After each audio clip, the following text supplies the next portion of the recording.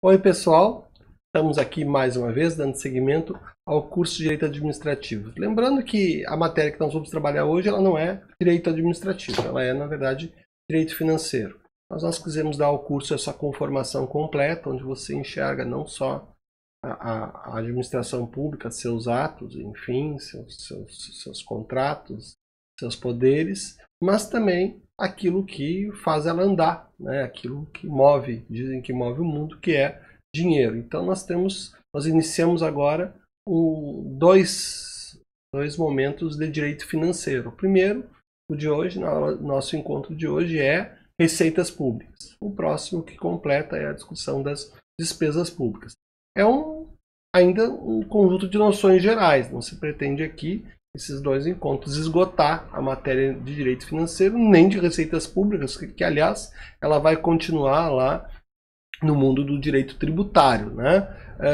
Mas de qualquer forma, é o momento de se ter a visão global de todas as possibilidades de receitas públicas, e depois lá no nosso outro encontro, também um panorama geral sobre a questão das despesas públicas. Tá?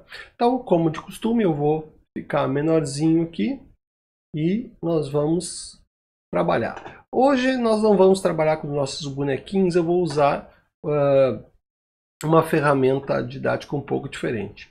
Nessa folha, essa única folha cheia de cores e desenhos que ninguém enxerga porque está pequenininha, tem todo o nosso conteúdo, né? Se pode chamar de mapa mental das receitas públicas. Tá? Eu vou tentar conduzi-los por esse mapa mental e a nossa aula vai ser só isso, não tem lâmina nenhuma, é só essa, e é legal que eu vou disponibilizar para todos vocês também, para poderem depois acompanhar. Tá? Então, deixa eu começar a aumentar. Como vocês podem ver, bom, vocês não podem ver, deixa eu ver o que vocês podem ver, vamos entrar para cá agora e vamos começar a deixar um pouquinho maior. Então, lá ó, a gente está enxergando. Deixar um pouquinho maior ainda, porque daqui a pouco tem gente no celular. Um pouquinho aqui.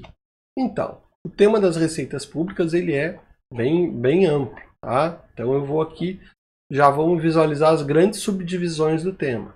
Receitas públicas, ou seja, dinheiro nos cofres públicos. Tem basicamente dois caminhos para esse dinheiro entrar. Ele pode entrar compulsoriamente, ou seja, porque o poder público vai usar o seu poder imperial de determinar as coisas, lembrando, né, ninguém pode ser obrigado a fazer ou deixar de fazer alguma coisa, senão em virtude da lei. Então aqui o princípio da legalidade inverso vai explicar o que se chama de receitas compulsórias. E a imensa maioria do nosso capítulo, nosso encontro de hoje é em cima de receitas compulsórias. Aliás, as não compulsórias ou voluntárias, é só essa partezinha verdezinha clara aqui. Tá? O resto, todo o pacote é receita impositiva. Até porque ninguém gosta de estar dando dinheiro para ninguém, menos ainda para o poder público. Né? Então, esse quadro aqui vai ajudar a entender. Então, deixa eu deixar um pouco maior essa partezinha inicial e vamos conversar um pouquinho justamente sobre as voluntárias. Tá? Então, voltando. Deixa eu botar maiorzinho ainda. Então, primeiro, as receitas públicas nesses dois mundos. Um mundo, o princípio da legalidade vai funcionar direto. Ou tem uma lei determinando que você vai entregar o dinheiro para o Estado, ou você não é obrigado a entregar. Tá? Esse é o mundo das receitas compulsórias, que está ancorado e depende, né, do exercício do princípio da legalidade e do exercício dos poderes públicos, criando leis que imponham, né? E dentro dos cânones constitucionais. E de outro lado, aqui verde, tem receitas públicas, mas como assim? O Estado recebe dinheiro sem obrigar as pessoas? Tem situações em que você vai entregar dinheiro para o Estado porque você quer entregar o dinheiro para o Estado, você quer entregar o dinheiro para a administração pública. Como assim? Vamos ver, logo estamos entrando nela. Aliás, vamos ver agora já, depois a gente caminha aqui para as compulsórias, que é um pouquinho mais difícil. Bueno, então, receitas voluntárias. Aqui o nosso mapa mental aqui no comecinho, tá em verde. Então, cadê elas? Então, viemos para cá, receitas públicas, receitas voluntárias. Bom, eu já dividi ela em dois pequenos grupos. Tem algumas receitas que aqui está o pulo do gato, né? Ah, mas você vai entregar dinheiro para a administração pública em troca de nada? Eu não disse, você vai exercer sua vontade de entregar dinheiro? Pode até ser em troca de nada, esse mundo dá sem contraprestação. Mas eu posso pensar com contraprestação. Exemplo, 2 tipos aqui, que são o preço público e o preço quase privado. A gente vai conversar agora um pouquinho sobre cada um. Mas antes disso, pensa no seguinte, eu vou entregar o meu dinheiro para o poder público, mas eu vou entregar porque me interessa algo que o poder público vai me dar. E aqui o melhor e mais rápido exemplo é a energia elétrica, né? Você, já aprendemos que ela é um serviço público, vejam, por isso que é interessante integrar essas questões. E sendo um serviço público, o artigo 175 já vai dizer lá que deve haver uma política tarifária, né? A tarifa é uma forma do poder público cobrar de uma energia. Você pode optar por não ter energia elétrica, você pode viver à luz de velas, você não é obrigado a ter energia elétrica na sua casa. E, portanto, você não é obrigado a pagar por isso. Por outro lado, se você não pagar por isso, o poder público não vai te vender. Aliás, esse aqui é o mundo do mercado, né? O mundo, e a gente vai ver aqui que dos 2 tipos, um está mais, um sobrepuja um pouco as leis do mercado e o outro tipo de preço não. Mas sempre que eu estou falando preço, eu estou falando mundo do mercado, ou seja, eu estou falando um mundo da oferta e da procura. Quem paga o preço, paga porque quer. Se estiver pagando sem querer pagar, bom, aí eu vou dizer que nós vamos estar lá no mundo das compulsórias, dos tributos, né? Enfim, então aqui, com contraprestação. Então, vamos entender essas que é a mais fácil de entender. Você vai entregar o dinheiro porque você vai receber alguma coisa do poder público, tá? Tem 2 tipos de preços que a doutrina classifica. Tá? O primeiro é o chamado preço público, que nós já nos referimos lá na questão dos transportes. E aqui o que está em jogo no preço público? Também chamado de tarifa, né? Tem autores que distinguem, eu não distingo. O preço público, para mim, vai ser um preço, e é preço porque é valor de mercado, mas cuja fixação não se dá necessariamente pelos patamares de mercado. Aliás, isso é o que diferencia o preço público do preço quase privado. Aliás, por que é quase privado, André? Por que não é todo privado? Porque justamente quem está cobrando o preço é um ente público. Então é quase privado no sentido de que é um preço que opera em todos os patamares privados. E o exemplo disso, eu posso pensar lá no 173, parágrafo 1º da Constituição, que fala dos regimes das empresas públicas, das sociedades de economia mista, né? Que operam em regime de mercado. Por exemplo, os bancos públicos. Então, num banco público, ele vai operar a lógica do mercado. Não necessariamente, eventualmente até eu posso ter um banco público que faça políticas públicas. Mas a priori uma empresa pública, e esse é o ditame do 173 lá, vai operar nos patamares do mercado. Ou seja, você vai comprar esse produto ou do público ou do privado justamente porque esse preço está regulado pela oferta e a procura. Eu diria mais, lá nas licitações, quando, por exemplo, um leilão, uma modalidade de licitação, o poder público quer vender alguma coisa, o poder público vendendo. Ora, também é um preço quase privado. Por que é um preço? E tem que ser. Porque é o poder público vendendo algo, né? E nesse caso ele vai receber o seu dinheiro. E vai receber de quem? De quem oferecer, de quem der a maior oferta em dinheiro pelo bem que está sendo vendido. Qual é a regra que rege um leilão público? A regra de mercado. Quem dá mais, leva, né? Leilão de venda de bem público, regra de mercado, né? E vamos deixar assim como regra geral. Pode ter exceções? Pode. Nos leilões públicos tem exceções. Mas é um exemplo. E assim como é possível algumas políticas de preços especiais, depende da empresa pública. Mas aqui a distinção. Às vezes o preço vai andar no patamar do mercado. Quando é que acontece isso? Quando não há uma decisão em contrário, já que é preço. Exemplo fácil de entender, o preço público. Quanto custa o ônibus? Cada um vai olhar para a sua cidade e vai dizer, custa tanto. Não, eu vou dizer que não. O ônibus, quanto custa para os idosos? A Constituição diz que não pode custar nada. Quanto custa para os estudantes? Boa parte dos municípios diz que o estudante paga metade. Então, que preço maluco é esse que um ser humano... Eu vou lá nas lojas americanas, para mim, eu, Carlos André, vou comprar uma televisão por R$10. Aí o meu vizinho vai lá e vai comprar por 1.000. Que preço de mercado maluco é esse que cada um paga aquilo que o dono decide? Né? Isso é o preço público. É um preço em que o dono, o poder público que tem a política da tarifa, diz, olha, eu quero cobrar 0 dos idosos e quero cobrar mais dos outros. Aí tem questões que não tem mágica, né? Você vai botar transporte coletivo.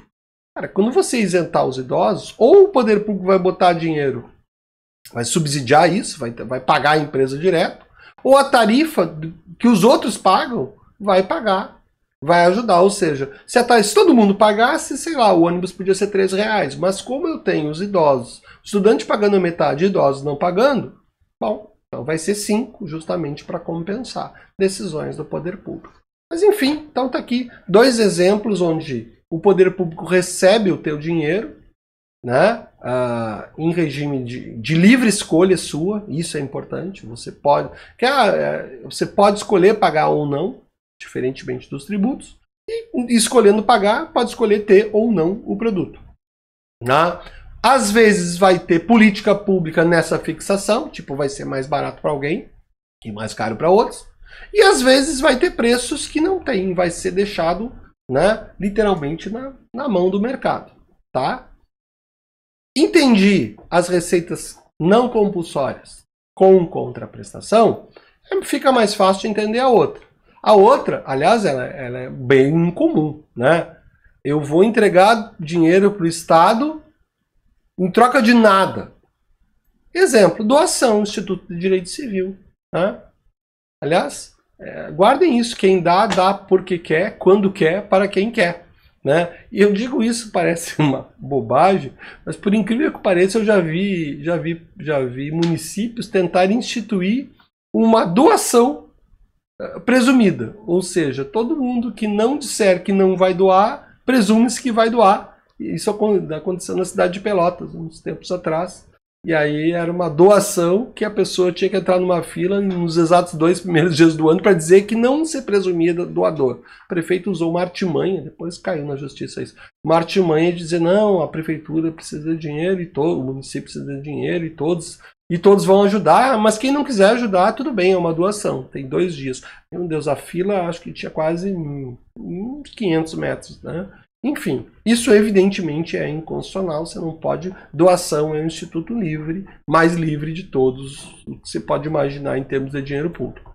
Ainda boto nesse pacote o que eu chamo de transferências voluntárias, públicas. Onde é que vai acontecer isso, André? Bom, isso a gente, quando trabalhar despesa pública, vai aprofundar um pouco mais. Mas é muito comum, por exemplo, que o orçamento federal preveja um valor para políticas urbanas. Ou até preveja um valor para a contratação de profissionais de saúde. Bom, isso está lá no orçamento federal. Aquele orçamento vai estar dizendo, nós, governo federal, daremos um dinheiro para os municípios fazerem tais coisas. Então aqui é um dinheiro que vem, entre aspas, como uma doação, mas que na verdade é um dinheiro vinculado a um projeto e à execução de uma política pública que esse município vai ter que fazer, né, em nome do governo federal, ou o município em governo estadual, ou o estado em relação ao governo federal. Tá? Mas existe. Então, vamos até guardando esse nome transferências voluntárias, porque depois vai ter um outro nome que a doutrina consagrou, que é as transferências constitucionais. Mas essas aqui são aquelas que, voluntárias, são as que o legislador do estado ou da União decide transferir para determinadas políticas a serem feitas nos outros entes federativos através de programas dentro dos próprios ministérios. Tá? É isso. Deixa eu deixar um pouco menor para a gente voltar ao nosso tamanho normal. Tá? E, bom, vencemos o verdinho. Esse negócio aqui é grande e tal. Mas vamos lá. Também não vou aprofundar. Aqui tem uma parte que a gente vai... Esse é interessante porque isso aqui você não vai discutir em direito tributário, porque não é tributo. E não tem uma matéria de direito das receitas públicas não tributárias. Aliás, nem das voluntárias, nem das outras compulsórias. Então, por isso que a gente é bom enxergar. Mas quando chegar no tributário, vai ser um pulo aqui. Tem uns 50 itens, mas vão ser rapidinhos. Bueno, até porque tem uma cadeira na universidade só para isso. Matéria deliciosa, por sinal, já ministrei com muito gosto. Bueno, voltamos aqui. Já entendemos que tem hora que o dinheiro entra sem que tenha que obrigar o cidadão a pagar. Beleza. Mas tem hora que não, que vai entrar só porque o poder público foi lá e colocou uma lei no pescoço do cidadão. Tem 3 situações que eu classifico desse jeito. Deixei em vermelho aqui, o grave, né? Deixei em vermelho. Deixa eu deixar um pouquinho maiorzinho de novo. Sanção por ato ilícito. Exemplo, a multa. Né? Às vezes a sanção não é multa, pode ser interdição de estabelecimento, pode ser... Não, mas tem sanção que é pecuniária. E isso tem no direito penal, tem no direito administrativo, né? Multa de trânsito, por exemplo. E eu posso até pensar em uma sanção civil lá, uma condenação em dinheiro numa ação civil pública. Também é sanção por ato, por exemplo, ambiental ilícito, né? Que é dinheiro que você vai pagar. Claro que isso vai decorrer. E por que tem lá na ação civil pública isso na matéria ambiental? Porque a lei da ação civil pública diz que pode haver uma condenação em dinheiro. Perfeito. Então essa é uma sanção por ato ilícito, ou seja, dinheiro que entra não porque a pessoa quis entregar ou trocou por alguma coisa, que está entrando basicamente porque essa pessoa descumpriu normas. Né? Então, às vezes, junto com a pena de reclusão, de detenção, a pessoa também tem multa, né? Lá no mundo do direito penal. Pois é, multa. Multa é dinheiro. E só pode ser cobrado se houver uma lei, lá no tipo penal, lá na sanção penal, tiver determinado. E no mesmo sentido aqui. Então aqui é o mundo da cobrança compulsória por ato ilícito. Essa distinção entre esses dois aqui, por ato ilícito e tributária, ela é interessante por um outro motivo também. O conceito de tributo lá no Código Tributário Nacional, Lei 5172, o Código Tributário Nacional vai dizer que o tributo é a receita pública que não constitua sanção por ato ilícito. Olha que legal. Então, se você for mal, vamos simplificar. Se você não paga tributo, não é pena. Embora seja para muita gente. Eu vou pagar imposto, que horror. Pois é, mas você está pagando porque você é bonzinho, porque você é um cara legal. Né? Porque o sistema decidiu que não só que você é legal, mas que você tem grana que interessa ao poder público. Isso é o mundo do tributo. Você vai pagar por ser mal lá quando descumprir uma norma, e aí é a sanção. Às vezes o cara faz as duas coisas. Ele não paga o tributo, né? E aí ele já sofre uma sanção pelo ato administrativo de não pagar o tributo. E aí ele vai ter que pagar o tributo com multa administrativa. Olha que loucura. Né? Mas os dois têm natureza de receita compulsória, mas um é uma sanção e o outro é um tributo. Tá? Junto com esse pacote aqui desses dois, esse binômio aqui, um ajuda a entender o outro. E a sanção por ato ilícito acabou aqui. É só isso aí mesmo, não tem grandes teorias para fazer, até porque isso aí já... Em outros momentos, no próprio direito administrativo ou as outras matérias vão mexer com isso. Tá? Mas eu botei nesse mesmo pacote uma transferência constitucional. O que é isso? Cara, isso está o tempo todo nesse... É as linhas roxas. Isso aqui, a primeira vez que eu comecei a montar esse tipo de mapa, eu brinco que são as linhas do metrô. Né? Se pegar lá... Adoro lá, você pega lá o metrô de Londres, você tem que inventar cor, né, de tanta linha que tem. Pois então, eu criei minhas linhas de metrô aqui e vejam que as linhas roxinhas aqui são as linhas das transferências condicionais. O que é isso? É uma obrigação que eu tenho que pagar? Não, ufa, não é você que tem que pagar. É dinheiro que o poder público tem que transferir para o outro. A regra da Constituição é a seguinte: o maior transfere para o menor, ou seja, não tem nenhuma transferência condicional tipo do município para o Estado e nem transferência condicional do Estado para a União, ou seja, não há nenhuma obrigação do município transferir até porque é pouco producente isso, né? Fazer o município arrecadar para ele mandar dinheiro para o governo federal. Bom, então o sistema constitucional está lá nos artigos, aqui especialmente nos artigos 157, 158, 159, se eu pensar em termos de tributo, porque eu estou falando de repartição de tributos, tá? Então eles estão lá e vejam, praticamente esses artigos pegam os tributos e vão lá, vão acabar dizendo o percentual desses tributos que os entes vão, tipo, que a União vai ter que repassar para estados e municípios, ela escolhe, está tudo em matéria constitucional, né? E também o percentual de que os estados têm que passar para os municípios de alguns impostos. Tá? Mas não só impostos, tem uma situação lá de uma contribuição especial. É bom nem falar nisso ainda, porque é legal a gente primeiro ver os tipos de tributos aqui no sistema tributário, nesse panorama aqui dos tributinhos que a gente fez aqui, uma linhazinha preta aí, que é a linha geral nossa, da explicação. Tá? Mas fica já sabendo que eu tenho uma modalidade de receita pública que é uma determinação constitucional de transferência de recursos.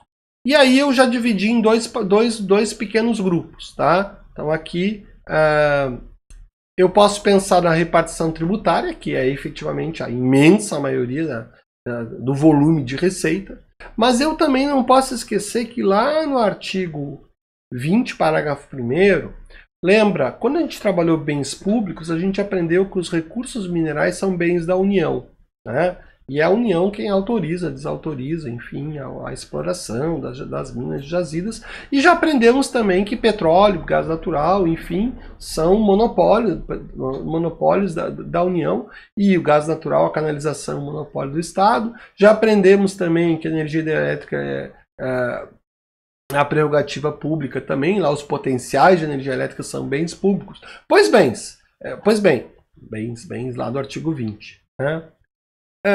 O parágrafo 1º vai dizer o seguinte, tudo bem, é bem da União, etc., mas se é bem da União, quem for explorar petróleo vai ter que compensar o município, vai ter que compensar o Estado, a União, o Estado, o Distrito Federal e o município. É isso. Então, aqui tem uma legislação toda específica que a gente não vai aprofundar, mas eu quero desde já dizer que a Constituição botou no pacote das possíveis receitas tanto da União, especialmente de estados, Distrito Federal e municípios, mas da própria União, que já seria meio que natural, porque são bens dela, né? A participação por exploração. Né? Então, se eu tiver exploração, por isso que eu tenho exploração de petróleo no Rio de Janeiro. Bom, então, Rio de Janeiro tem municípios que são riquíssimos, eu acho que Macaé é um exemplo, lá do Rio de Janeiro, são riquíssimos justamente por conta dessa receita pública que lá é imensa, porque há muita exploração e o município ganha. Às vezes o prefeito nem sabe que ele poderia estar entrando nessa. Bom, essa aula aqui pode servir para você fazer uma consultoria, enfim, para as prefeituras, para dizer aonde elas podem buscar mais ou menos recursos. Tá? Claro, não só essa aula, mas aqui eu estou dando aquilo que eu devo dar, que é as pistas e as trilhas, e o resto é muita legislação. Isso aqui mesmo teve emenda constitucional bem recente, deixando mais claro, enfim, e dando mais explicitamente as parcelas até para os entes federativos. Tá? Teve aqui a discussão do pré-sal também, enfim, tem muita disposição que a gente não vai entrar, mas é bom que saibam. Tá? E, além disso, então tem um pacote aqui, se você for dar para a consultoria, for montar uma consultoria em Receita Pública Municipal, né? Pensa que tem espaço para isso. Tá? Lembrando que, claro, vamos ter que discutir a questão da licitação para você vender esse serviço. Bom, que não é a aula de hoje. Então, voltando aqui para a gente não perder de vista, né? Então, ou é voluntário, nós já aprendemos que é o voluntário com contraprestação e sem contraprestação, ou a receita é compulsória, e aí tem o binômio. Ou é por ato ilícito, ou não é por ato ilícito, é por ato que o sistema decidiu que você vai ajudar a pagar a conta desse país. E ainda nesse pacote eu deixei em roxo, porque é um pouco diferente, não é uma cobrança para você, mas é uma receita pública que os entes têm através das determinações constitucionais dessa transferência. Até poderia chamar diferente, podia chamar de só de repartição, não, bom, mas é uma classificação para a gente entender. Bueno, dito isso, daqui para baixo, olha que loucura, daqui para baixo Todo o resto é tributo. Olha só que loucura. Loucura, loucura, loucura, diria o Luciano Huck. Cara, é muito. Por isso não é à toa que você tem um ano para estudar, pelo menos a nossa universidade, um ano para estudar os tributos. Então, até aqui você não vai ver, né, tá lá, bom, alguma coisa de transferências constitucionais o pessoal de tributário trabalha. Mas até aqui você não vai ver em outro lugar. Por isso até eu fiquei por aqui. Eu vou dar agora uma noção, um panorama do sistema tributário. Mas é bem visão panorâmica mesmo, né, dentro do nosso mapa. Então, receita tributária. Quais são os tributos que nós temos no nosso sistema? O Brasil, se você pegar um sistema anglo-saxão, todo mundo, eles chamam de tax, que nós poderíamos traduzir por taxa, mas não deveríamos. Nós deveríamos traduzir por tributo, que é a melhor descrição, justamente porque tax para eles é tudo. E aqui no Brasil não é assim. Aqui, por algum tempo, a doutrina se debateu sobre se haveria uma teoria tricotômica, dicotômica ou quincotômica dos tributos. Ou seja, é uma discussão teórica que tenta responder a seguinte pergunta: quantos tipos de tributo tem no Brasil? Né? A teoria dicotômica diz que só tem dois tipos, que ou é imposto ou é taxa. A teoria tricotômica diz que ou é imposto ou é taxa ou contribuição de melhoria. E a quincotômica diz que são 5 tipos. E a doutrina, a maior parte da doutrina caminha por aí. E eu vou ficar com ela. Tá? Mas é bom que vocês saibam, lá no tributário você pode aprofundar isso. Então vamos lá. Quais são os tipos de tributos? Então, o principal que todo mundo... Por isso aqui é importante que você tenha um conceito. Né? Tributo é fixado em lei, a partir da matriz constitucional, ou seja, tributo tem diferentes tipos, mas nem todo mundo pode cobrar todos. Tá? E tributo não se confunde com imposto. As pessoas às vezes dizem assim, o Brasil tem mais de 50 impostos. Mentira, não tem. O Brasil tem exatos 13 impostos. E tem previsão constitucional de 13 impostos e só tem 12 funcionando.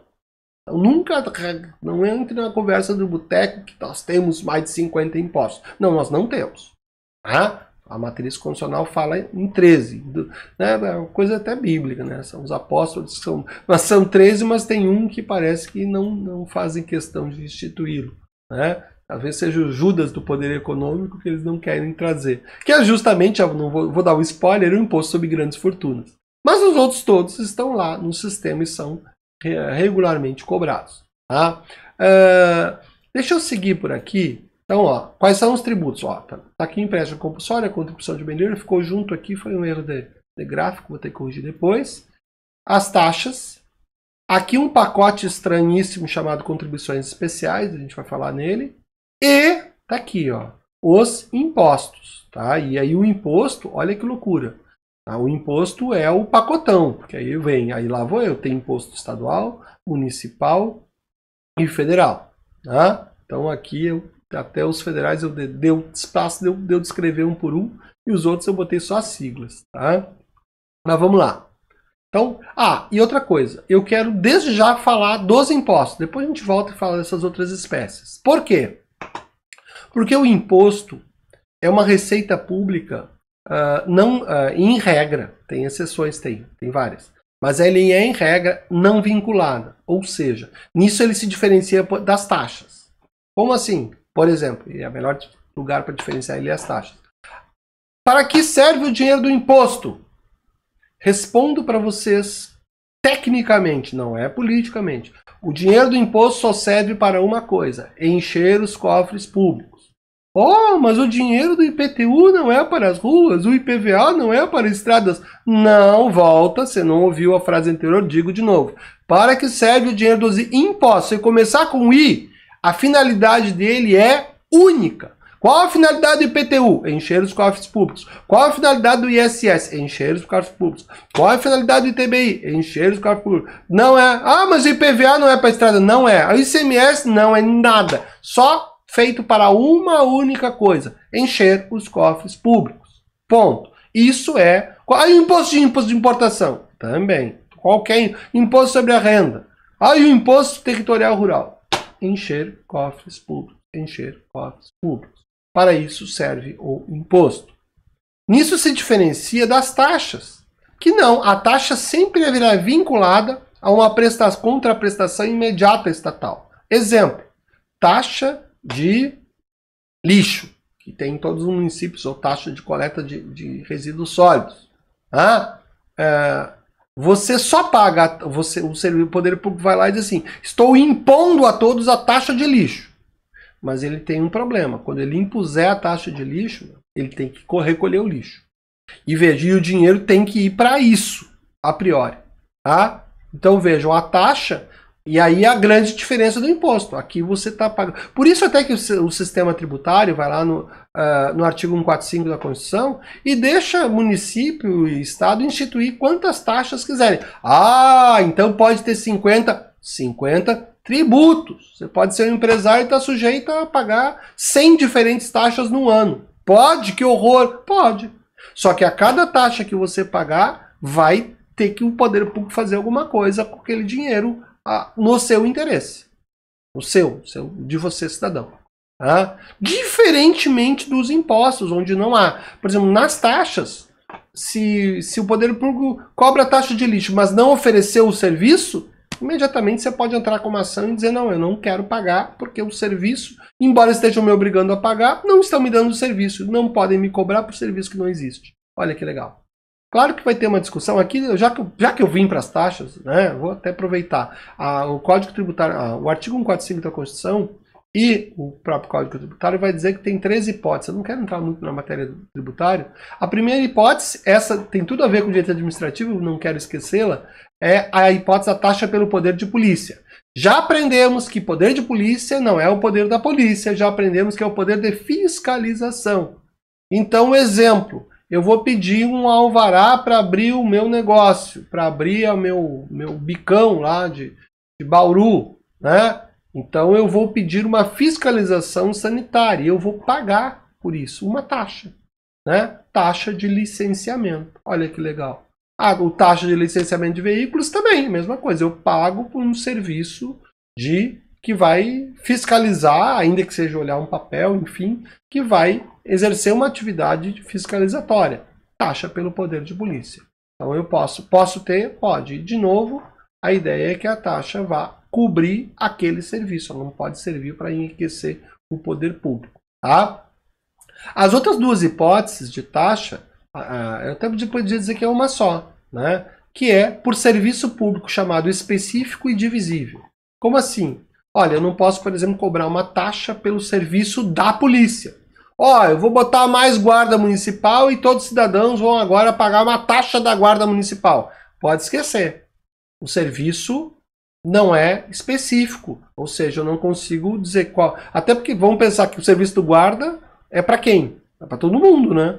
Ou quando muito único pode ser escolhido para o serviço, o cliente preferencial da guarda, da brigada militar vai ser o ladrão, né? Que vai estar lá recebendo a atuação, enfim, quem pratica o ilícito, né? O da polícia judiciária, enfim. Ou seja, não dá para cobrar taxa pela polícia, pelo policiamento ostensivo das ruas, porque eu não consigo dividir por cada um. Aqui teve uma discussão bem legal, que foi justamente a discussão da taxa de iluminação pública, que queriam cobrar dos proprietários, etc. E vários municípios disseram, eu estou cobrando a taxa de iluminação pública. Aí você pensou, mas como é que você divide a iluminação pública?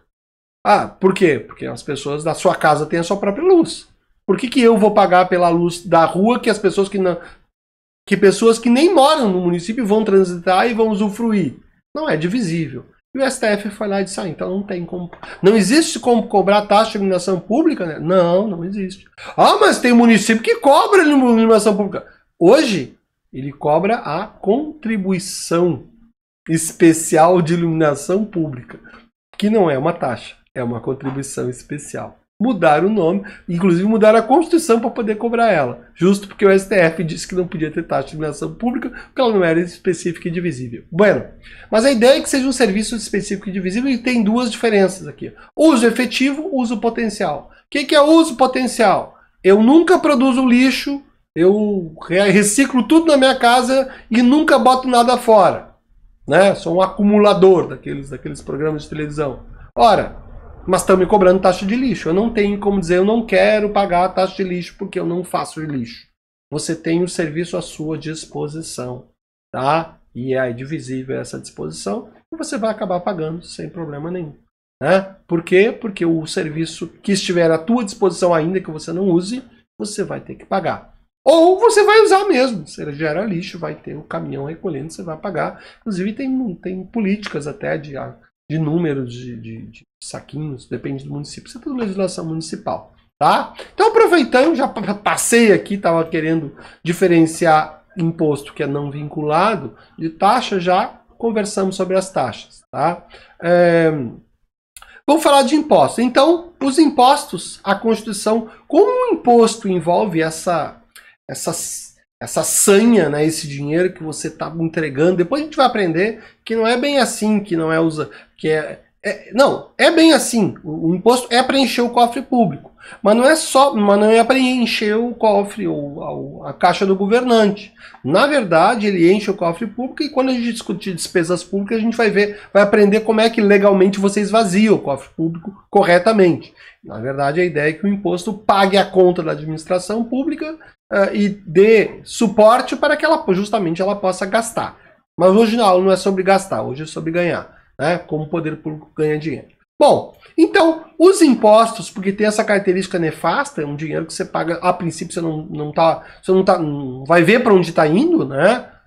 Enfim, a Constituição brasileira fez o seguinte, ó, imposto, já vou eu, constituinte, dizer quais são e quem pode. Então, deu 3 impostos atuais. Na verdade, o originário deu mais, agora eu já estou dando um panorama atual. Tá? 3 impostos para os municípios. IPTU, Imposto sobre Propriedade Territorial, Imposto sobre Serviços, Imposto sobre a Transmissão por ato intervivos de bens imóveis, o chamado ITBI. Né? Deu 3 para os estados. Deu o ITCD, Imposto sobre Transmissão, Causa Morte e Doação. Ó, se o imóvel for vendido, você paga para o município. Se o imóvel for doado, você paga para o Estado. Aliás, tudo que for doado ao ITCD é qualquer coisa. Né? Imposto sobre herança e sobre doação de qualquer coisa. Pode ser a doação pode ser a doação de um carro para um filho, pode ser a doação de uma joia, enfim. A rigor, todo mundo que doa alguma coisa para alguém deveria pagar o ITCD. Tá? E causa mortes. Morreu alguém, gerou herança, gerou transmissão, paga o ITCD. Tá? Bom, o ITBI já não é, do município não é sobre qualquer coisa, é só bens imóveis. Tá? E só entre vivos. Por que só entre vivos, André? Porque o entre mortos, de morto para vivo, entre morto não tem, né? Desculpa. Né? Mas o de morto para vivo, o ITCD abrange. Tá? Vocês vão ter um ano para estudar isso lá no tributário. Então, vamos lá. IPTU, então, deixa eu deixar isso maiorzinho até. Então, municipais, um sobre a propriedade, um imposto sobre serviços. Aqui é um imposto porque se prestar serviço no município, o município pode cobrar imposto sobre serviços. Tá? E vejam, e o ITBI. Vejam que, além disso, os estados, eu estava falando, então, os 3 do município, serviços de qualquer... Os serviços, também muita gente chama de serviço de qualquer natureza. Na verdade, acabam sendo aqueles serviços que acabam sendo fixados em uma lei complementar. Né, que são os que podem ser cobrados. O ITBI é bens imóveis, atos intervivos. IPTU, propriedade territorial, predial, na verdade deveria chamar IPPTU, Imposto sobre a Propriedade Predial e Territorial Urbana, sobre o prédio e sobre o terreno. Tá? E estaduais, o ITCD, o ICMS e o IPVA. Tá? Então é o outro. Propriedade de veículos automotores, então tem um imposto sobre propriedade do Estado, tem um sobre o município. Né? ICMS. Aqui talvez eu poderia até forçar a barra e dizer, ó, ICMS tem 3 impostos em um. Até tem, porque é imposto sobre circulação de mercadorias, mas também serviços de transporte e também serviços de telecomunicações. Por isso que é ICMS. Esse S aqui esconde esses 2 serviços que não estão lá na esfera do ISS. Tá? Mas, só para você ter um panorama geral, eles estão descritos aonde, André? Todos esses números que eu coloquei aqui são artigos da Constituição. Os do município 155, os do Estado 156. E os da União 153 e 154. Vejam que o pacote da União é grande. né? Impostos federais, imposto de importação, imposto de exportação, territorial rural, IOF, operações financeiras de crédito, câmbios e seguros, imposto sobre renda e proventos de qualquer natureza, imposto sobre produtos industrializados, mas não tem circulação. Sim, se você produzir um bem, tem uma fábrica, a fábrica paga um imposto porque produziu e paga outro imposto porque colocou em circulação. É isso mesmo. Você está na nota fiscal, fica destacado IPI e o ICMS. E tem lá, ó, que eu falei, imposto sobre grandes fortunas. O inciso 7º. Aliás, é um número cabalístico. Ele é o 13º dos impostos previstos e ele é o 7º. Mas, esse é o problema. A cobrança do imposto não nasce da Constituição. Esse é um problema. Para você conseguir cobrar o imposto, você precisa, primeiro, da regra matriz constitucional autorizando. Por exemplo, o município não pode cobrar imposto sobre a propriedade de quadros, né? de pinturas. Imagina, você tem pinturas aí que valem milhões. Quem cobra imposto sobre a propriedade de joias, de pedras preciosas? Não existe esse imposto. O município não pode criar, porque a regra matriz cerceou ele. Mas não basta a regra matriz. Aí é uma outra discussão também lá do tributário, que é a famosa discussão do fato gerador. O fato gerador é um fato da vida que o legislador decide, a partir da regra matriz, que pode gerar a cobrança de imposto. Qual legislador? O municipal, ou estadual, ou federal. Então, se eu não tiver uma lei definindo, aí tem inclusive lei complementar que define esses fatos geradores, mas eu preciso, além da lei complementar que defina, eu preciso da lei do ente federativo instituindo o imposto. Então eu vou pensar que eu tenho 3 instâncias para cobrança de um imposto. O imposto é um negócio bem... Por isso que é tanta matéria tributária. Né? E olha que eu estou só dando panorama geral. Mas enfim, aqui está o panorama geral. Só para vocês saberem, o artigo 154 ainda diz que a União é a única que pode inventar. Vamos criar um imposto sobre obras de arte. Beleza, falei quadros, pinturas, obras de arte. Pode? Pode. Artigo 154. Aliás, 154.1 vai dizer que eles não podem ter base de cálculo ou fato gerador dos impostos que já existem. Então, o imposto sobre obra de artes, tudo bem, porque não existe. Mas o município não pode inventar ele. E vejam que aqui requer-se lei complementar, o mesmo requisito que é o para grandes fortunas. E que também, para definição de uma lei, também o requisito da lei que vai definir todas as bases do sistema tributário. Lei complementar. E ainda sem lei complementar eu tenho a figura do imposto extraordinário em situação de guerra externa. Aí não tem limite nenhum. Brasil declarou guerra à Argentina. Perfeito. Pode criar, por lei federal, um imposto sobre guerra. E pode ser um imposto adicional do imposto de renda. Pode. Vale tudo aqui, uma situação de guerra, enfim. Né? Interessante, a gente tem imposto para ajudar na guerra, mas não tem imposto para fazer a paz. Né? Mas vamos sair da filosofia. Né? Volta para cá, deixa eu deixar um pouquinho menor isso, para a gente não perder a visão panorâmica. Tá? Então lá estamos nós. Então aqui, pacotão dos impostos. Olha aqui que loucura. E aqui eu já vou aproveitar que eu estou no pacotão dos impostos e vou tentar dar um ênfasezinho aqui para que vocês já saibam como é que acontece as divisões. Olha só. O município, como a gente já tinha falado, não tem transferência constitucional, não transfere imposto para ninguém, né? Porque ele é o menorzinho, né? Já o Estado, o ITCD também é um dos impostos que é de lá, não, a receita é toda do Estado, né? ITCMD, causa-mortes e doações, ele não reparte com ninguém. Já o ICMS, tem repartição. Vai aqui 25% para os municípios, né? Então, 1/4 do ICMS vai para os municípios. E ainda desses 25 que vão, ainda tem regras constitucionais, inclusive houve uma recente alteração, emenda constitucional, acho que foi 108 que alterou isso. Tá?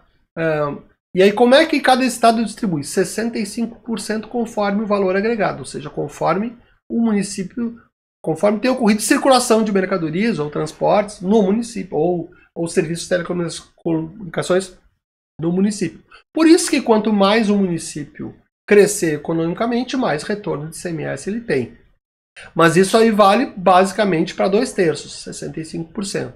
O outro terço, o outro quase terço, que seria 36%, é a lei estadual que define. Mas a Constituição, na redação atual, está dizendo que, ó, desses 35, 10 tem que ser prêmio por bons indicadores educacionais. Aliás, o sistema tributário está todo querendo ajudar a educação. Então, né, isso aqui não tinha até uns anos atrás. Antes a regra era diferente. Era 75% conforme valor agregado e 25% conforme qualquer critério de legislação estadual. Sendo que os critérios que eram muito comuns eram justamente o ICMS ecológico, por exemplo, está aqui. Né? Ele está justamente dentro dessa lógica. Não existe ICMS ecológico é o quê? O Estado premiar o município nessa possibilidade de legislação estadual que não vai tratar o município conforme a produção, mas conforme quaisquer indicadores que o legislador estadual queira. Agora não estamos quaisquer assim,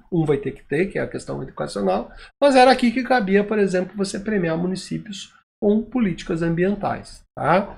Então esse é um dos que é complicadinho. Qual é o outro que tem? Ó, o IPVA, esse é fácil. Ó. Metade do dinheiro do IPVA vai para o município que o carro está licenciado. Olha que maravilha. Então, uma receita interessante. Então, quer dizer, você quer dar consultoria sobre como o município ganhar mais dinheiro, ó, pega lá e estimula as pessoas a licenciarem os veículos no seu próprio município. Né? A gente, às vezes, compra um município em outro lugar e mantém a placa do outro lugar, embora o Código de Trânsito diga que não. Pode ser assim. Importação e exportação da União não se reparte, tá? Mas aí, olha só, grandes fortunas também não se reparte, mas vejam, e o imposto de guerra também não se reparte, mas os outros, olha que loucura, todos os outros impostos da União, a União tem um monte de impostos, mas ela tem que repartir. Por exemplo, o ITR, que é o territorial rural, 50% vai para os municípios. Não é uma grande receita. Inclusive a Constituição, depois o legislador constituinte derivado, deu a opção da União passar 100% para os municípios que quisessem administrar. Ou seja, a União diz assim, olha, você quer cobrar esse imposto, é tão pouco dinheiro, você fica com todo o dinheiro e você já cobra. E eu já ouvi vários gestores municipais dizerem, não, eu não quero, pode me dar os 50%, mas cobra você. Né? É isso. Eu não acho uma boa ideia, porque se o município assumir a cobrança, ele consegue saber. Porque veja bem, ou a terra está sendo produtiva para gerar retorno do ICMS, e tem nota fiscal disso, ou ela não está sendo produtiva. Então, se eu estou sabendo que ela... Daqui a pouco eu vou conseguir ver alguma fraude aqui se eu assumir essa cobrança toda. Mas enfim, então o ITR... e aí você vai perguntar, mas por que tem um imposto que a União cobra, mas que não fica com dinheiro? Então por que não dá para os municípios? Há quem esteja a defender isso atualmente. Inclusive, acho que tem proposta de emenda constitucional. Por que não? Respondo eu.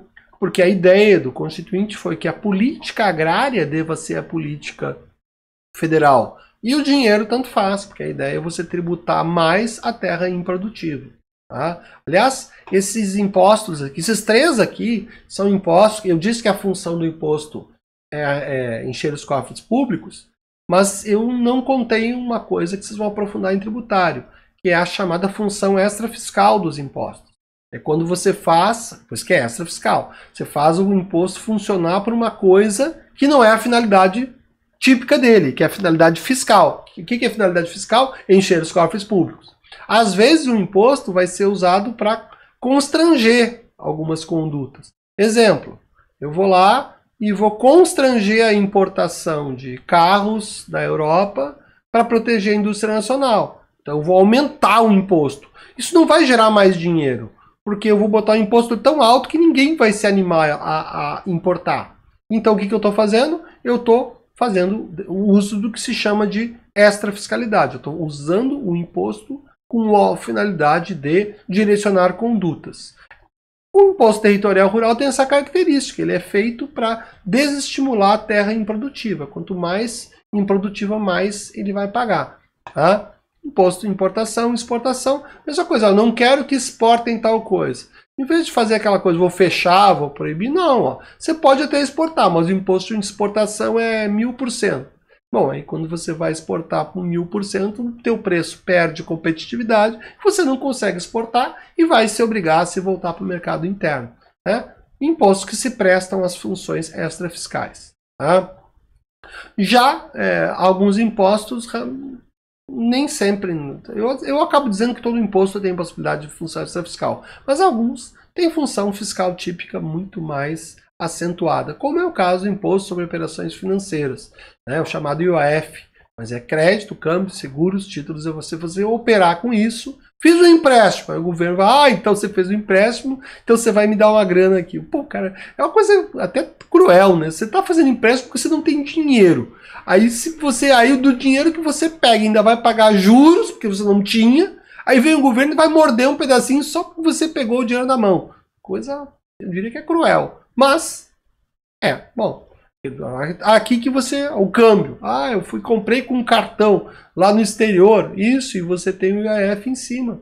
Por quê? Porque você fez uma operação de câmbio, né? E essa sua operação de câmbio é IOF. Né? E vejam, na verdade, de novo, aqui poderia dizer que eu tenho 5 tributos, 5 impostos aqui em um, né?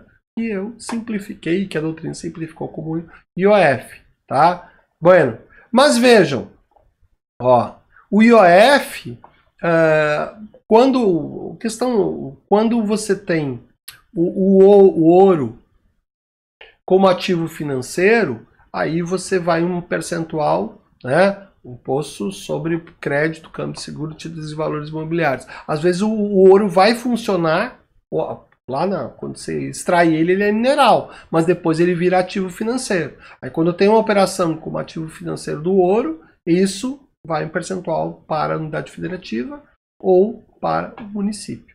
Tá? Então, reparte-se aqui transferências constitucionais. Então, ou seja, é um pedacinho desse imposto federal que acaba caindo no estado e no município. Aí vem 2 impostos que todo mundo conhece, imposto sobre renda e proventos de qualquer natureza, né, que é federal, e imposto sobre produtos industrializados. E aqui, ó, por que eu quero falar deles juntos? Porque eles juntos são repartidos juntos. Ó, bota tudo para cá e aí reparte. Olha que loucura. Né? O imposto sobre a renda, quando, por exemplo, o município atua como empregador. Então o município vai lá e paga para o servidor. O servidor ganha 10 mil reais. O município vai ter que, como empregador, reter o chamado imposto de renda na fonte. Né? Bueno. O que disse o artigo 157 lá da Constituição? Tá aqui, eu esquecendo que as transferências constitucionais estão aqui, né? 157, 158, 159. Então, o que vai dizer a Constituição? Olha, esse dinheiro que você tirou na fonte do teu empregado, do teu servidor público, você não precisa nem mandar para cá. Sim, porque como empregador você teria que descontar na fonte e mandar para a Receita Federal. Mas o artigo 157, não, você pode até descontar na fonte, mas é seu, fica aí. Acho que fizeram isso para não constranger a situação de daqui a pouco os municípios e os estados não repassarem o dinheiro e ficarem, sei lá, praticamente cometendo crime de apropriação fiscal indébita. Né? Então, para evitar isso, a conduta é lícita. Tá? Mas veja, então isso aqui vale só do imposto de renda. Tá? Mas voltando aqui, esses dois juntos, tá? Vão gerar esse pacote único aqui, ó. Fundo de participação dos municípios. Aqui também tem legislação específica, tem critérios, aí dá para fazer bons estudos, ó. Mas ó, esse pacote de imposto de renda mais IPI, 22,5% para os municípios. Aí os municípios lá em dezembro tem mais 1%. Depois fizeram outra emenda constitucional, eles têm mais 1% lá em julho. Né? Os estados, unidades federativas têm 21%. E ainda tem desse dinheiro para fundos específicos que a Constituição estabelece, tá? Lá nos artigos 158, 159, né? Também são repartidos. Então vejam, aqui ó, do dinheiro desses 2 impostos, se você for fazer a conta, praticamente 50% não fica na União. Vou parar aqui nessas outras unidades. Nas outras unidades federativas ou até fundos especiais. Tá? A maioria não fica. Tá? E além disso, né, também O IPI, ó, tem um caminho que é o imposto de renda sozinho, tem um caminho que é os dois juntos, e tem outro caminho de repartição que é o IPI conforme as exportações aqui. Para a unidade federativa, que é o Estado, tá, vai 10%. Se for para o Distrito Federal, fica só os 10%. O Distrito Federal não tem município. Mas a unidade federativa é obrigada a repassar 25% desses 10%, ou seja, 2,5% desses 10% para os municípios. Então, aqui, dinheiro do IPI conforme exportações, 10% dessa arrecadação em função do... Não, mas o IPI é sobre exportação? Não, não é, mas a exportação é o critério, né, para compensar, para estimular que hajam políticas públicas de exportações nas unidades federativas e nos municípios. Tá? Aqui nas transferências constitucionais, eu quero aproveitar para corrigir um detalhe. Não é 25% o percentual de participação, não. Sempre que a União, nos termos do 1541, criar um novo imposto, ela é obrigada a destinar 20% e não 25%, como está aqui. Tá? Eu falei para vocês, isso aqui vai ser um pouco mais lá nas despesas. Eu falei para vocês que, em regra, o imposto é uma figura, é uma receita não vinculada. Tá? Em regra. Tem exceções? Tem! Tudo isso aqui que está nesse vermelho escuro é exceção. Olha que maravilha. Então a ideia é que o imposto... Bom, então, vamos lá. A Constituição Constituinte se preocupou especialmente com algumas situações onde o imposto tem que ser vinculado, ou seja, ele quer forçar que aquele dinheiro que era só para encher o cofre público vá para algumas coisas. Tá? Então, vinculação de receitas de atividades de impostos, atividades de administração pública. Então, vamos lá. Esqueçam esses cortezinhos, depois eu explico eles. Tá? Principal vinculação, manutenção e desenvolvimento do ensino, artigo 212 da Constituição. Tá? Olha aqui. 25% de todas as receitas municipais de impostos e transferências tem que ir para a educação. E a unidade federativa também 25%. E a União 18%. Tá? Lembrando que agora teve emenda constitucional 108. A 108 foi do Fundeb. Então a outra acho que foi a 107. Eu inferi lá em cima. A emenda do Fundeb foi lá e ainda disse que a União tem que pagar desses 18, tem que mandar mais dinheiro para lá. E ela deu uma disciplinada nesse tipo de gastos com prioridade para a educação básica. Tá? Então eu tenho uma emenda constitucional aqui que reforça essa perspectiva. Tá?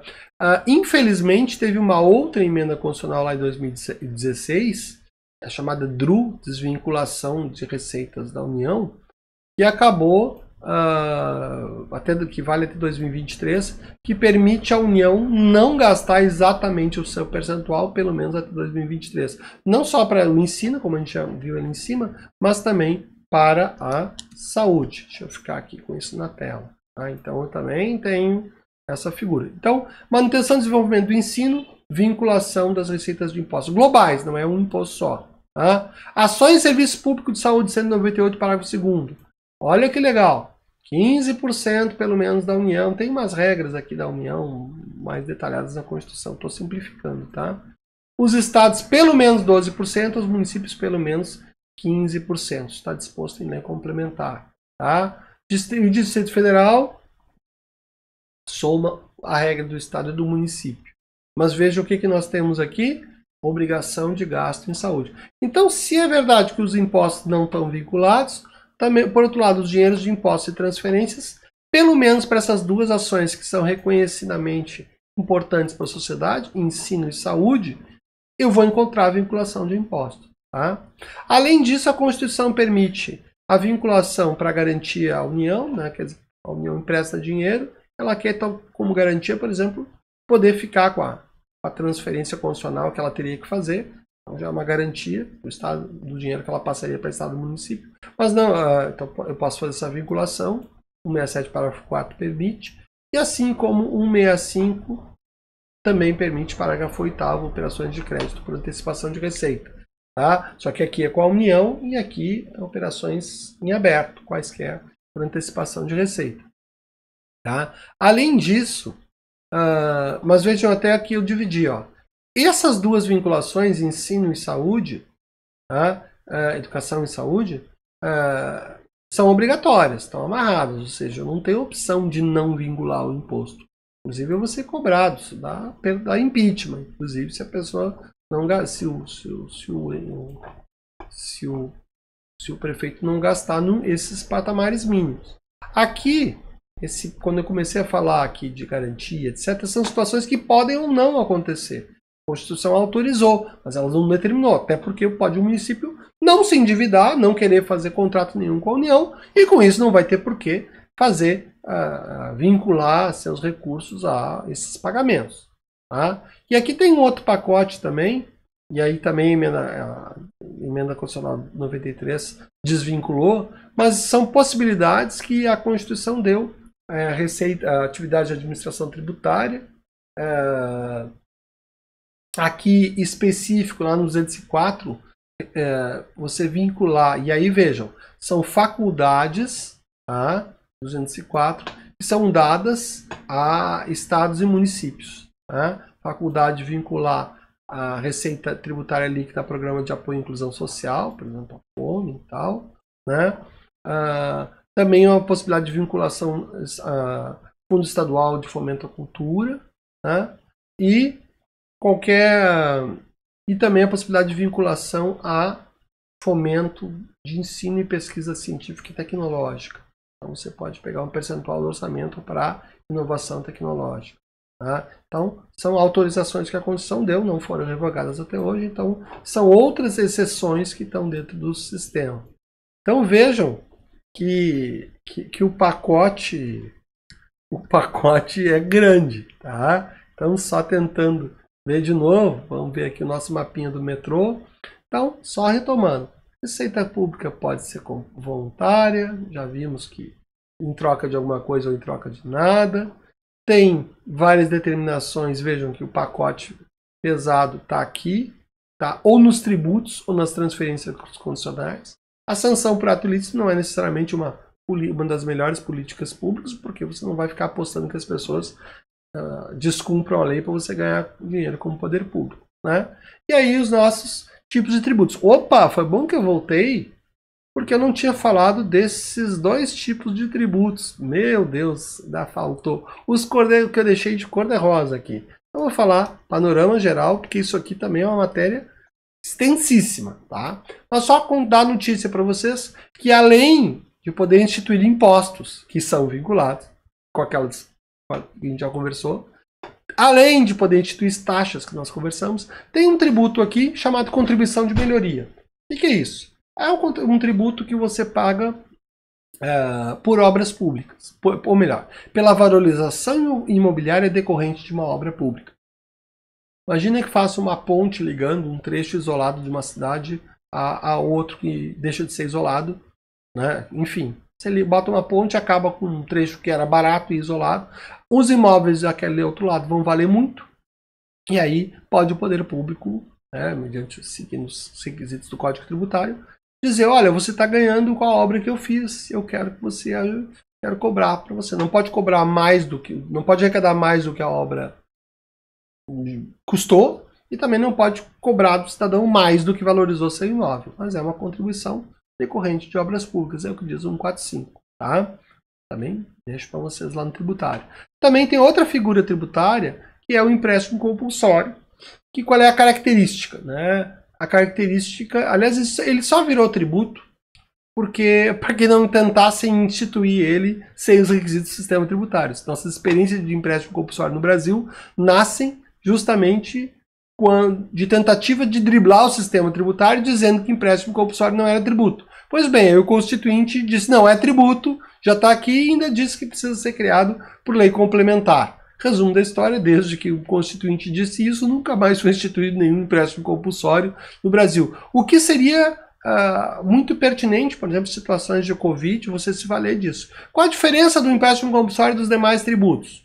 Ora, ele é vinculado, de um certo sentido, não a um serviço prestado diretamente ao contribuinte, né, mas é vinculado a uma atuação específica do poder público, ou seja, uma calamidade, guerra ou iminência, ou um investimento público específico. Tá? Não é uma vinculação como as taxas, mas é um pouco de vinculação. Não é uma vinculação como as contribuições de melhoria, que está vinculada à valorização do imóvel, né? Essa vinculação mais direta com a realidade do contribuinte, mas é uma vinculação um pouco mais tênue a essas situações, prevista lá no artigo 148 da Constituição. Além disso, aí sim, tenho pacote tributário, né? Esse aqui, olha que loucura, eu vou aumentar para vocês verem só ele na tela. Deixa eu ver se eu consigo. Contribuições especiais, ó, pior que sim, deixa eu ver, meu Deus do céu. Não, pior que não. Então, calma, deixa eu trabalhar aqui. Olha, o artigo 149 é um artigo bem pequenininho da Constituição. E por muito tempo se discutiu até se aqueles tributos eles eram tributos de espécie distinta, mas o STF já bateu o martelo nisso. Diz que eles não são impostos, que eles não são taxas, são contribuições. São tributos que guardam vinculações, mas não vinculação fraca, vinculação a determinados destinos, mas não a um serviço específico do contribuinte. Né? O que eu quero dizer com isso? Contribuição para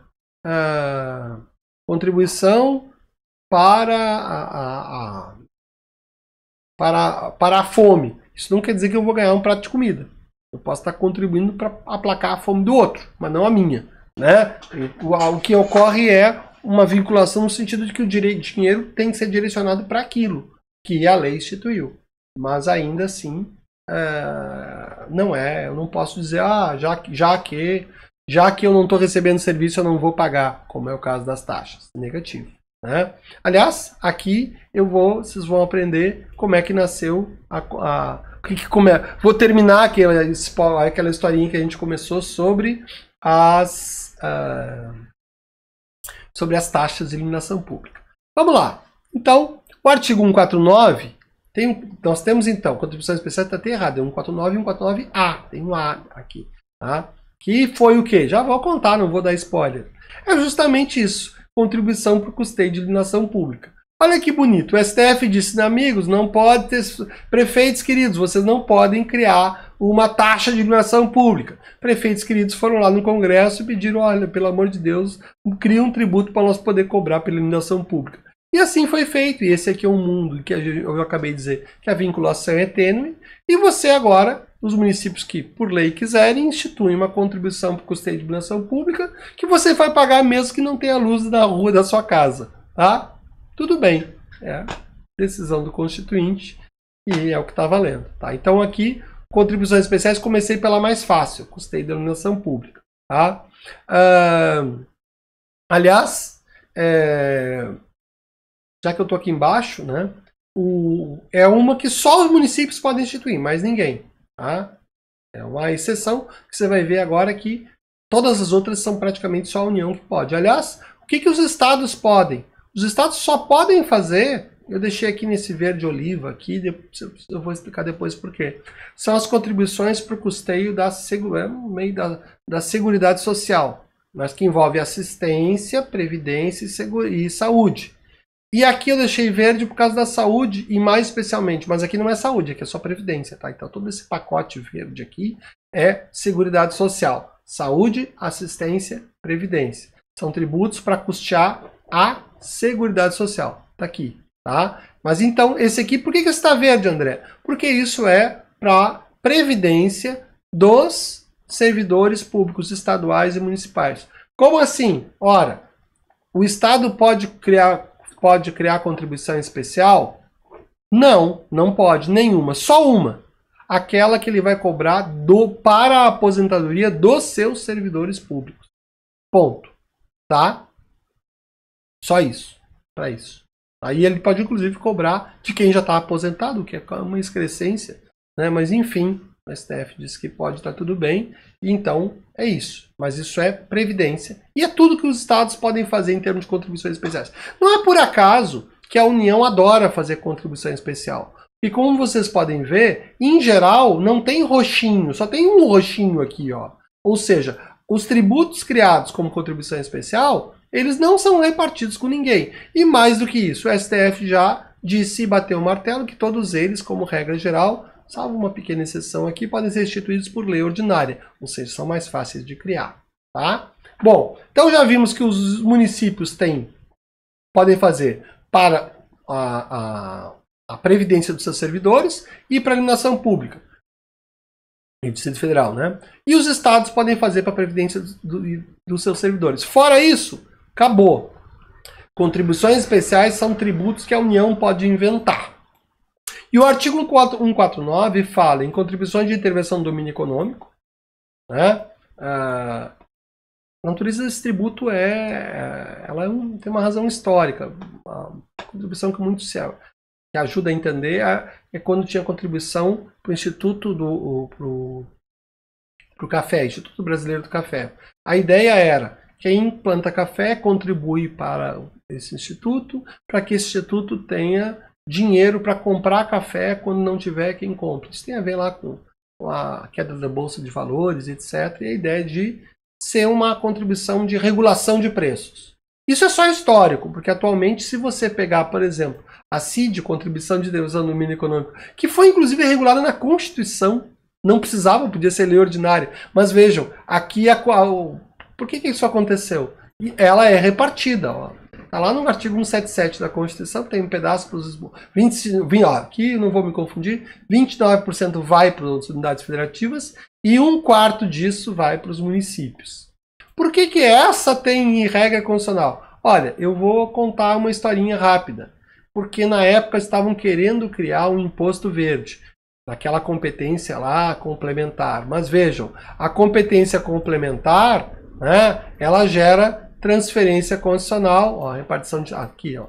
Se eu fosse inventar o imposto verde, aí os estados e os municípios já cresceram, mas eu quero uma parcela desse imposto. Bom, aí, quando não virou imposto, diz, mas então pelo menos essa contribuição bota na Constituição que ela tem um pedacinho meu aí, tá? Então essa contribuição, e ela também é um outro exemplo de uma coisa, cadê você? Já estou me perdendo aqui. E ela também é um bom exemplo de que aquela função inicial de mera intervenção, ela foi para o espaço, porque o dinheiro dessa CID, conforme 177 da Constituição, ele vai para 3 focos. Ele vai em parte para poder resolver no mercado, em parte pode ir para a infraestrutura de transportes e em parte para projetos. Ou seja, então ela ganha outras dimensões de intervenção aqui que não são a mera intervenção econômica. Seja como for, tem a CID essa aqui, mas nada impede que o sistema, que a União, por lei ordinária, crie outras contribuições de intervenção no domínio econômico. Tá? Bueno, além disso, o mesmo artigo, logo após fazer uma vírgula após contribuições, fala que pode ter contribuições sociais. E aqui já vamos dividir. Contribuições sociais são dinheiros que você vai dar para um interesse social. Vai dar não, vai ser obrigado a pagar. Existem as gerais, ou seja, o STF também já disse isso, você pode criar contribuição para... Contribuição para as vacinas do Brasil. Pode. Uma vez um aluno chegou, professor, mas eu errei porque contribuição para mim é uma covoluntária, não é imposto. Eu digo, meu filho, é o nome bonito que foi posto na Constituição. Não é imposto, realmente, mas é tributo. E se é tributo, não é voluntário. Contribuição é algo que você é obrigado a contribuir. Tá? E se o legislador ordinário quiser dizer que você vai ter que contribuir para uma finalidade qualquer, tá valendo, o STF já chancelou, tem lá. Você sabia que as empresas contribuem para a questão do INCRA? Né? Como assim, na reforma agrária? Exatamente, tem uma contribuição lá e estava quase sendo destruído, o STF resgatou. E é uma contribuição que foi considerada social de caráter geral. E você está ajudando a reforma agrária. Seria um exemplo a contribuição para educacional, né? Que incide sobre a folha de salários. Então, já que você paga salário, você tem uma parte desse dinheiro que vai lá. É uma contribuição social geral. Né? Bom, por que tem? Porque o Constituinte, então, o Constituinte fez menção expressa a ela na Constituição. Tá? E além das contribuições sociais, e ela se divide, entre as questões sociais mais importantes está a Seguridade Social, que é um conceito bem brasileiro, que vai falar sobre 3 dimensões. Saúde, por isso que eu deixei em verde aqui. Saúde, previdência e assistência. Socorros públicos. Né? Não vou falar delas agora, antes disso vou só dizer que também O mesmo artigo 149 faz referência a contribuições de interesse de categorias profissionais. Né? Exemplo, a contribuição que você tem lá para o Conselho de Advogados, OAB, Conselho de Medicina. Isso são, nós já discutimos lá antes que isso são autarquias, que exercem fiscalização, poder de polícia e tal. Beleza, elas são custeadas também por contribuições de interesse de categorias e tem natureza tributária isso aí. Você está vinculado a uma categoria dessa, não pagando, você não está pagando um tributo sujeito à execução fiscal. Né? Não é apenas uma associação. Né? Mas também eu poderia falar que as contribuições sindicais obrigatórias também entrariam nesse pacote. Tá? Com isso, vejam, de contribuições especiais, 3 tipos. Intervenção do domínio econômico, sociais, 4, né? De interesse das categorias profissionais. E o 4º tipo, novo, né? Não era do constituinte originário, iluminação pública. Beleza. Agora vamos adentrar nesse pedacinho, no coração aqui do sistema. Deixa eu deixar isso maiorzinho aqui. Não vai ajudar. Deixa assim, dá. Aqui, Seguridade Social.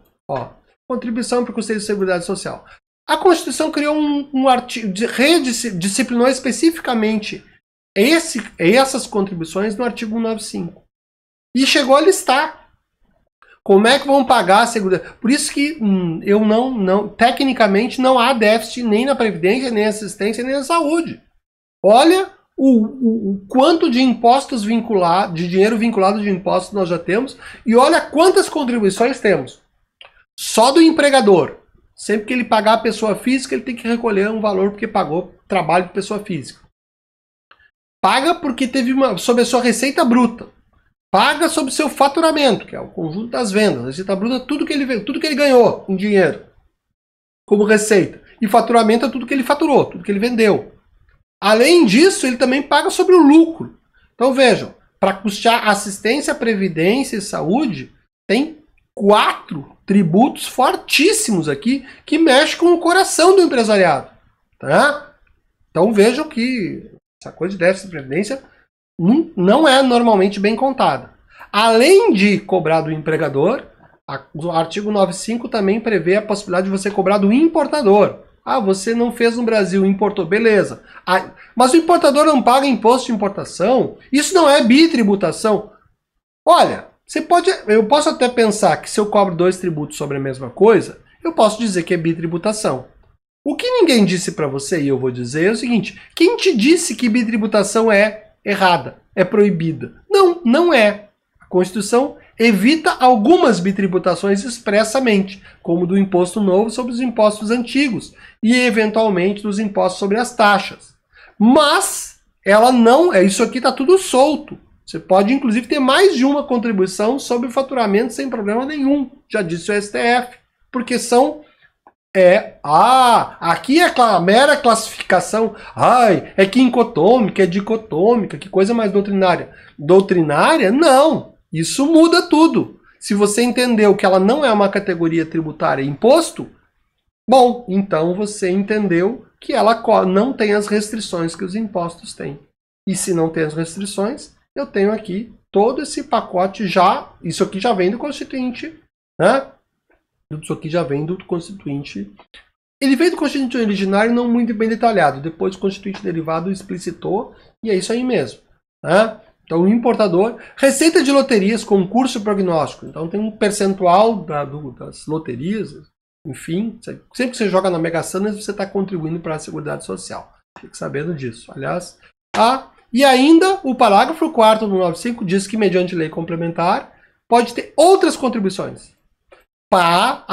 É uma coisa interessante. Eu posso criar qualquer contribuição social geral, sei lá, para ajudar na fome. A fome seria assistência. Mas vamos lá. Eu posso criar uma contribuição social geral para o asfaltamento do Brasil, né? Ou para restauração do sistema ferroviário. Pode. Lei ordinária. Mas se eu for criar mais uma para custear a seguridade, eu preciso fazer lei complementar, é o que diz o 95, parágrafo 4º. Tá? Tem aqui, talvez naquele tempo o Constituinte tenha imaginado que não ia ficar tão solta a criação das contribuições sociais.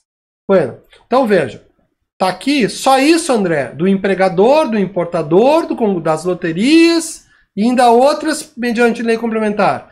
Negativo. Vou te dizer que além disso você vai cobrar também do segurado. Né? O segurado, a Constituição fala o trabalhador e demais segurados. Né? É óbvio. Se está falando trabalhador e demais segurados, é óbvio que o trabalhador é segurado, então vou dizer que a contribuição é do segurado, artigo 195. E olha só, o segurado tem vários tipos de segurados. Tá?